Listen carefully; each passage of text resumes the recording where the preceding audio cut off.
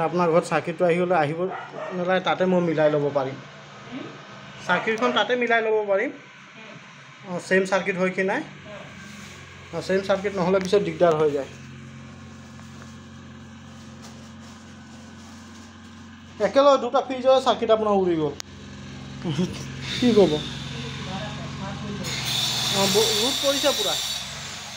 Double ডোৰটোতো পৰিলে, single ডোৰটো পৰি গ'ল।